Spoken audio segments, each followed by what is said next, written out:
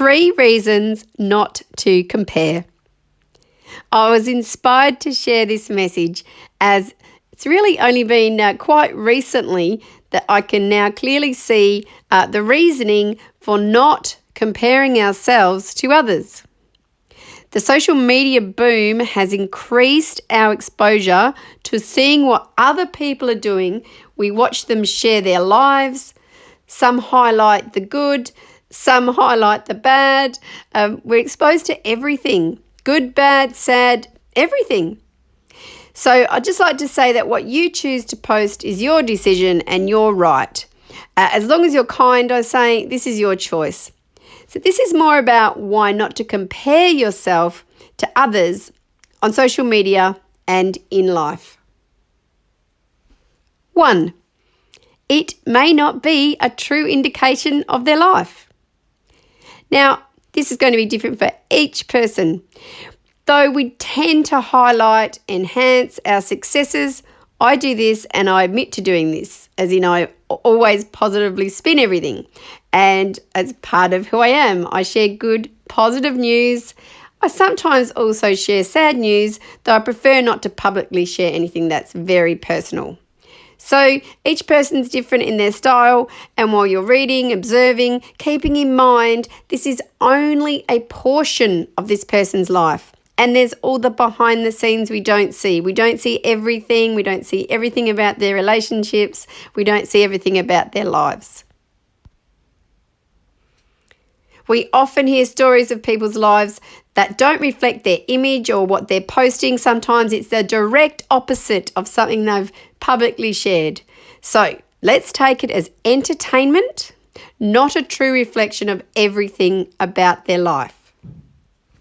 2, if you feel envious of something you see or you hear about, something another person has that you want, here's the newsflash, you can have it too. If you haven't yet met the love of your life and you see other people raving about their true love, they've met their soulmate, rather than be envious, feel happy for them. This is a positive vibe and that attracts more positivity and more good to you. So a better feeling is to feel for someone if they have something you don't, that you are happy for them, they look happy. That's what I want for me too, and know that you can also have this. So for example, if someone posts a photo on their social media, they've got a flash new car or they've just bought a flash new house and you're not happy with your car or house, you can have what they have. So this is a reminder not to be envious. If they have it, you can have it. So unless they've won lotto or inherited money, they had to work for the money and save and buy the car or house. And that's admirable. So adopt that feeling. It's admirable, not something to be jealous about.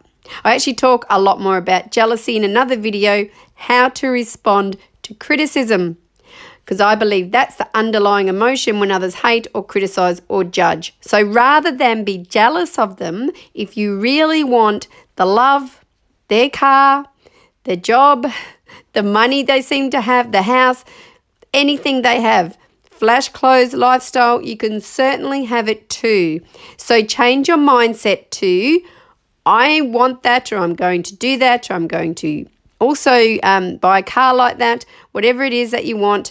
Though if you don't want to do that, then simply let them be.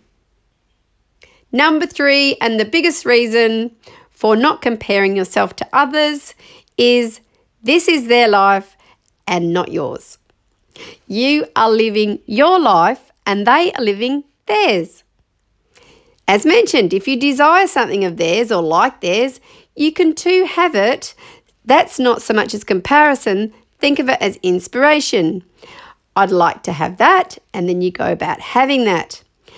So ultimately you'll live your life and they'll live theirs, meaning you could have a different variation of something you feel you want that they have. You may be tall, slim with dark hair and brown eyes. Your friend is short, athletic body, blonde hair and blue eyes. You're quiet, she's bubbly. You're going to attract different people. And I'm not just talking romantic here. I'm talking about all sorts of people, friends and so on. Because you're different, you're also going to want and attract different items, different cars, different houses. You'll want different lifestyles, different careers, and so on.